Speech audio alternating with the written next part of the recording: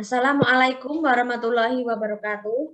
Selamat siang. Kami dari peserta Latsar kelompok 2 angkatan 20 Kabupaten Pati. Di sini kami akan menampilkan podcast tentang isu-isu kontemporer. Sebelumnya, saya akan memperkenalkan narasumber terlebih dahulu. Yang pertama ada Ibu Ana Novitaro. Yang kedua ada Ibu Herlin Aprilianti Mukaromah. Yang ketiga ada Ibu Ika Pahargianing Ratri. Yang keempat ada Ibu Iva Dwikayana. Dan yang terakhir saya sendiri selaku moderator Ibu Fitrianti Novi Puji Antari. Langsung saja kepada narasumber 1, Ibu Ana, saya persilahkan. Baik, terima kasih Bu Fitri atas kesempatan yang sudah diberikan kepada saya. Di sini saya akan memaparkan atau mengidentifikasi dan mendeskripsikan isu-isu kontemporer yang ada di Kabupaten Pati. Untuk yang pertama yaitu ada capaian vaksin booster di Pati yang masih rendah. Karena Kabupaten Pati masuk peringkat 5 dengan capaian booster terendah se-Jawa Tengah. Nah, tercatat dari bulan Juni kemarin, capaian di Pati itu hanya 17,71%. Sedangkan target kita yaitu mencapai 40%. Kemudian isu yang kedua yaitu ada 18 desa di Pati menjadi lokus penanganan stunting. Hal ini dikarenakan kasus stunting menyebar di desa-desa tersebut. Persentase stunting di Kabupaten Pati ada 5,7%, kemudian desa-desa yang menjadi lokus stunting itu sudah tersebar di hampir seluruh kecamatan di Kabupaten Pati. Kemudian untuk isu yang ketiga yaitu kasus COVID-19 di Pati sudah melandai, masyarakat tetap harus waspada. Jadi walaupun angka penyebaran COVID di Pati ini sudah landai, tetapi di Pati masih dikelilingi oleh daerah-daerah yang masih memasuki zona merah. Jadi Bupati Pati Haryanto menyampaikan beberapa kebijakan demi menyelamatkan kesehatan warga Pati. Kemudian masyarakat juga tetap harus rukun guyup untuk melawan corona, karena yang jelas jika diatasi oleh bupati atau wakil bupati saja tidak akan terselesaikan tanpa rukun guyup dan doa kita bersama. Mungkin dari saya itu, saya kembalikan ke moderator. Baik, terima kasih kepada Ibu Ana. Selanjutnya pemaparan dari narasumber yang kedua, Ibu Herlin, saya persilahkan. Baik, terima kasih atas waktu yang telah diberikan. Saya akan memaparkan tentang penyebab-penyebab isu-isu yang ada di Pati. Yang pertama tentang vaksin booster yang rendah. Itu kemungkinan disebabkan oleh masyarakat kita yang merasa sudah cukup aman akan dosis pertama dan dosis kedua vaksin. Yang kedua, daerah Pati yang cukup luas sehingga memerlukan waktu untuk menjangkau semuanya.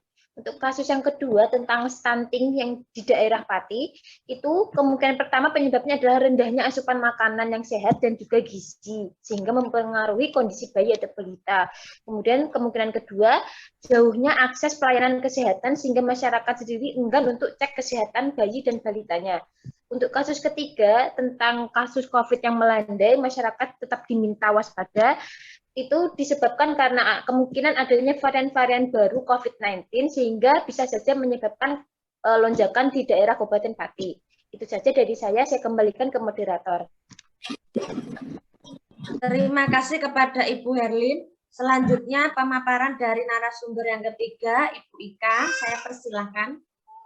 Terima kasih untuk waktunya. Di sini saya akan membahas tentang dampak yang akan terjadi apabila isu-isu kontemporer yang ada di Pati tidak dicegah. Untuk kasus yang pertama adalah capaian vaksin booster di Pati yang memiliki urutan kelima terbawah. Tujuan vaksin booster adalah untuk meningkatkan kekebalan tubuh seseorang. Apabila vaksin booster tidak dilakukan, maka dapat meningkatkan angka penyebaran COVID.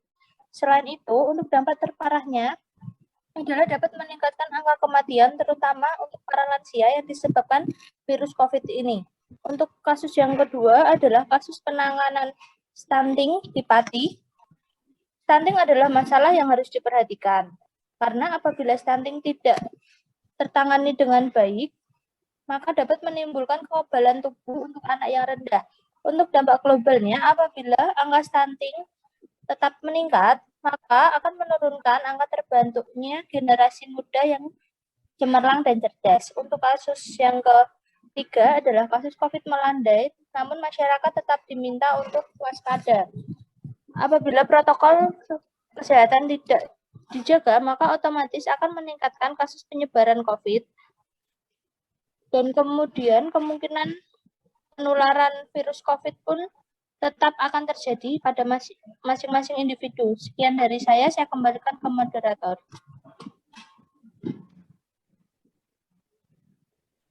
Terima kasih kepada Ibu Ika. Selanjutnya pemaparan dari narasumber yang keempat, Ibu Iva, saya persilahkan. Baik, terima kasih waktu yang diberikan kepada saya.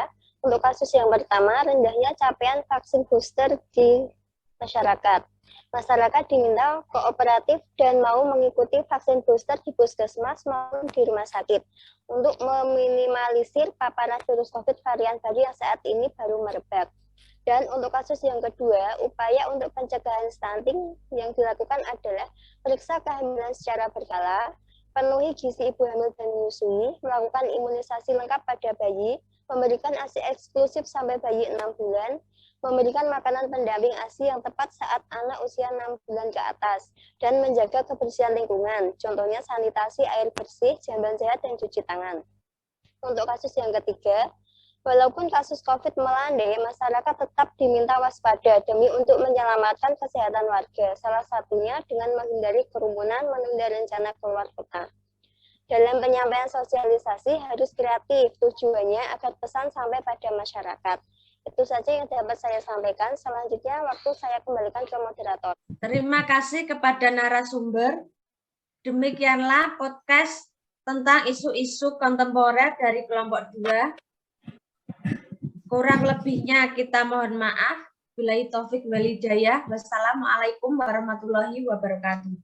Waalaikumsalam warahmatullahi wabarakatuh.